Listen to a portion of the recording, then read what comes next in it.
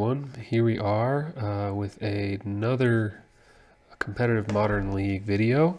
This time we will be testing out what is likely has been the most requested card to test out in this list over the past year or more. I know the card's been out for probably 2 years now. Hidden Stockpile. So it's a card that it's been getting a little more traction within our community lately. We've had a player, Michael S., who's been having a lot of success with the deck, and he's been championing 2 of these in his main board, I think. So more discussions around this, more people are trying them, mixed reviews, and I think I agree with, without even having tested it, I agree with kind of the consensus that people have been coming to, that it's pretty slow, but having consistent tokens or potentially consistent tokens is good. They do stack well, which is great. Unlike Bitter Blossom, which obviously stacks well, but sometimes the life loss is too much. And obviously being able to scry and filter through our cards was actually the selling point for me. It's something that I had, I think, undervalued about it when it first came out, and it was obviously a potential for this deck. I played it a lot in Standard when there was a Standard tokens list deck that was going around. I did play that list a lot and got used to how it worked, and Stockpile did work, but it was pretty slow. But I'm hoping in a deck like this, with that not being the primary game plan, like that deck was super slow and grindy, and it did work. Our deck here obviously can win a little quicker. We've got flying tokens, we've got better pump effects like Virtues and Sorens and things like that. And obviously we have a lot more interaction so that we can really slow down our opponent's game plan much more than in Standard. So interested to see how it plays out, though. I've done a couple test game runs, but I haven't done a full competitive league with it yet. So I'll be kind of figuring it out as we go along. The list I built here, first off, only put 3. I debated doing 4. Really, the point of this video series is to test the card, so I figured maybe I should just put 4, but most people have been settling around 2 or 3, so I figured I'd be realistic and just put 3 in. So I'm hoping we draw it a good amount of times just to be able to test it out. But the rest of the shell I built for the deck is pretty much the same, just some minor considerations for the Stockpile. But you know, the 1-drop suite's I've been pretty consistent, and I think this is kind of the 4 path, 2 push, 3 Inquisition, 3 Thoughtseize. I think you need reason to deviate from this list. I think there should be pretty stock by now. There are certainly reasons to deviate. Even like adding a 3rd Fatal Push, or adding or taking out a Thoughtseize or Inquisition, or even going 4 Thoughtseize, 2 Inquisition, or vice versa, 4 Inquisition, 2 Thoughtseize. Kind of depends on the rest of your build, depends on your metagame, and depends on just the decks that are out there in general, the general metagame. But I feel like for those of you looking to start, this is probably where you want to start, and then deviate from here as you deem necessary. 4 Virtue, 3 Bitter Blossom has been pretty standard. Virtue, we're obviously going for all 4. Bitter Blossom, I've been running 3 for a long time. Lingering Souls, obviously, is an auto include. And 3 Soren, 3 Spectral Procession is also something I've liked a lot. I've been doing this split for a while. Noteworthy, I do keep Spectral Procession just curve-wise as a 4-drop, just because it is a consistent 4-drop and a medium consistent 3-drop. This deck is heavier on white,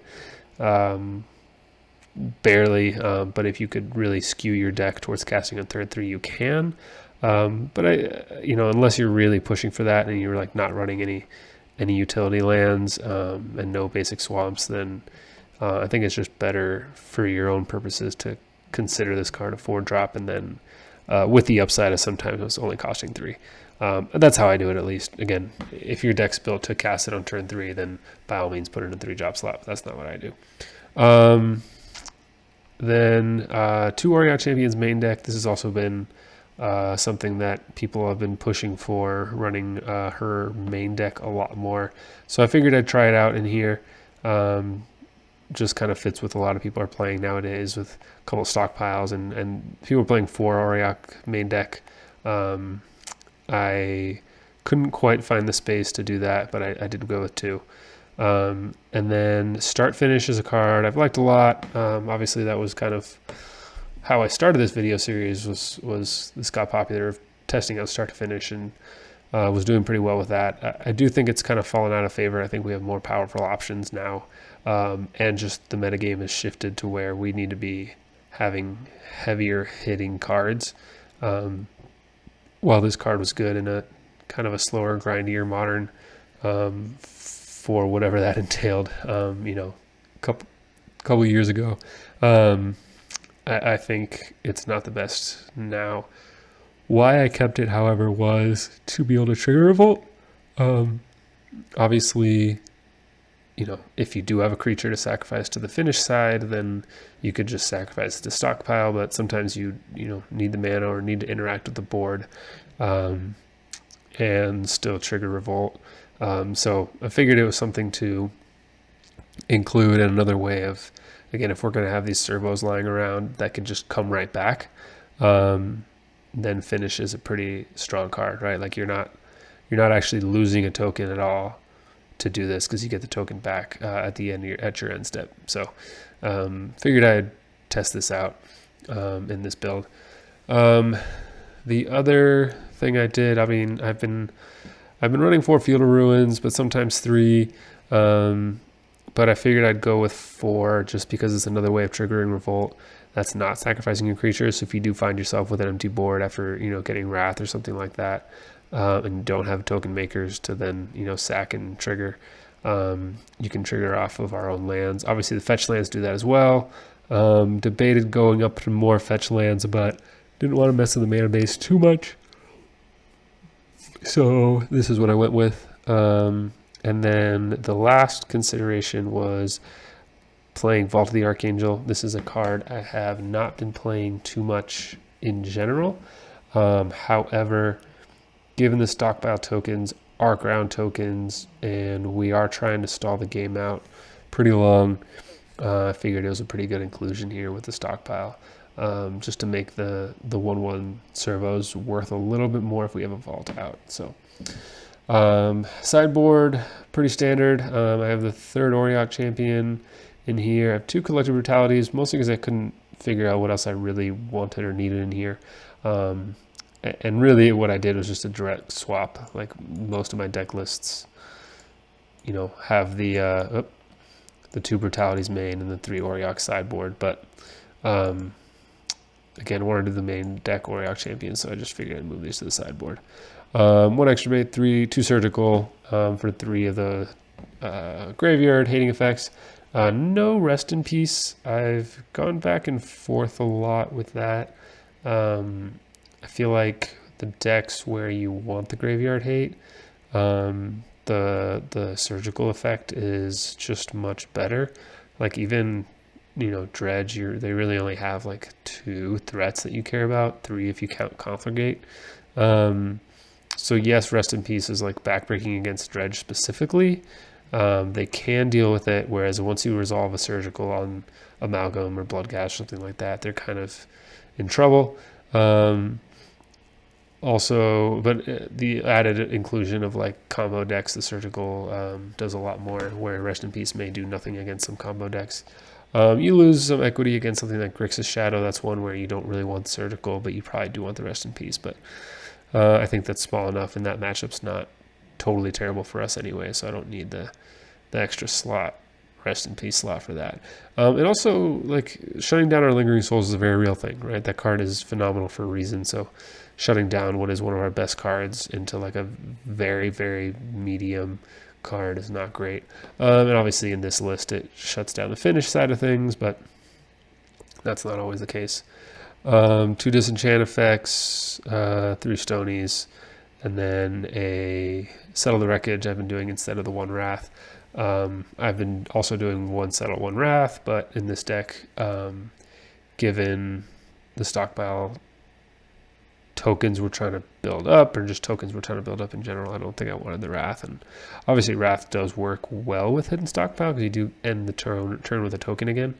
I do think I don't think it was totally necessary, so we'll see if I was wrong. What I do have as a wrath effect is a zealous persecution. So basically this is taking place of wrath or damnation. Just a little more utility. Well, a little more utility in some ways, a little worse in other ways. But one damping sphere I've been doing the sideboards for a while, just throwing it in there. A lot of matchups for it. May go up to 2 at some point. I'm not sure exactly how I feel on this card. But it's a thing, and it can certainly has its utility. And then one of my pet cards, the Basilisk Collar, certainly in a deck with ground creatures in the same way that I'm running Vault of the Archangel. The stockpile tokens gain a lot of value if you can, pop a collar on them. So that's the list. We'll see how things play. That's right. One thing I was kind of preemptively talking about stockpile was just kind of the comparison to Bitter Blossom, obviously. So now we have 3 2 mana interactions and threats, or threats, I should say, token producers, which is great. Like, I think that would, if this card was a little, ends up being good, but I think it'll be a little too slow is my guess. But if it doesn't end up being good, it would be really nice to have extra, like, 2-drop token makers, just because Bitter Blossom's like such a crucial part of the game plan. But unfortunately, just a card that I don't like running 4 of, as crucial as it is, because you really only ever want 1, and you want 1 and exactly 1. But the upside with the stockpile is that though Bitter Blossom, you play it and it just sits there, and you don't get anything until the following turn.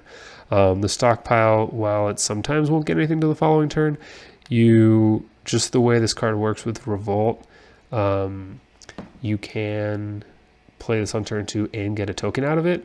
If you crack a fetch land in order to then play the stockpile, at the end of the turn, it looks back to the way Revolt works is just if anything happened that turn. So this hidden stockpile didn't have to be in play to see the Revolt trigger happen, which is pretty cool. So you can, play this turn 2 at your end step, get a servo, and then just start making tokens kind of from here on out after that, which is cool. Something Bitter Blossom obviously would be much, much better if you immediately got your first token when you first played it. So something to consider there. The last thing I want to talk about was the London Mulligan rule. So this rule you guys will should see, I should say, in the upcoming videos. It'd be great if we don't have to see it. It would be great not to mulligan through 5 matches, but who knows. It is now up and running on Magic Online, so people can test it out, and I'm assuming they're going to try to get data off of it. So you will be seeing the London Mulligan rule happening for ourselves and our opponents. You won't see anything, but they'll be having that. Obviously, it leads to theoretically more degenerate decks. That's kind of what everybody's been talking about, is that you get your like Trons and Goryo's Vengeances and Dredges and stuff like that like it benefits them because they're looking for their key pieces, whereas interactive decks, mid-range decks were more like card quantity decks, so we're trying not to mulligan to like keep good card quality, and that's true for things like Jund type decks or green-black type decks, and blue-white control to some degree. However, I do think, despite the fact that we are a mid-range deck, I do think we benefit pretty highly from this mulligan rule, if it should stay. Obviously, every deck does, right? Like, that's the idea, is it makes it better for everybody. But given we don't have good ways of digging through and trying to find our answers in this deck, and we do have a lot of very game-breaking sideboard answers, given that we're in black and white, which are kind of like the best colors for sideboarding, The fact that we get to, if we need to, mulligan to some of our sideboard hate, or at the very least be able to be a little bit more aggressive with our mulliganing now that it's better. If we do have a slow hand and we know we're playing, game 2 or 3, we're playing against a combo deck, we can, maybe it's a good hand, but it's like non-interactive. We can afford to be a little more aggressive with our mulligans to try to find something, right? And having 7 cards to find your Sony Silence or your Surgical Extraction or Auriok Champion is a whole lot better than 6 or 5 and then a scry, whatever that is. So given that, I do think we actually do get to benefit. The other thing that's very true for this deck is, even though we're kind of a grindy mid-range deck, like we are in some ways a combo deck, right? Like we are trying to assemble the right pieces together, and that's sometimes the problem this deck has, is you draw the wrong pieces at the wrong time. So basically, the more chances you have to like get a Bitter Blossom and Virtue in your hand, in your opening hand, the better. I mean, this deck would do great with just 2 lands, Thoughtseize, Bitter Blossom, Virtue, right? Like just those 5 cards. So like any chance that you have to start the game off like that against a lot of decks is just a pretty game-breaking way to start your first 3 turns. So that's my thoughts on the mulligan rule. We will see how it plays out. I don't foresee a lot of big difference. I mean, the scare is that people are going to play all these degenerate decks, but I really think it's, as much as I think the rules, personally, I don't love it in theory, the same way that the scry rule, everyone kind of seemed to love it in theory, and in practice it's worked out just as well as it would think. I think it's a small enough difference that it shouldn't change the metagame that much. Like, it's not going to make decks that much better. Tron, I think, does get a lot better, but there's other combo decks that, it's you don't really need, you don't want to be that aggressive mulliganing, but that's my thinking. So anyway, it was a little longer than I expected, but hopefully you guys enjoy the matches to come.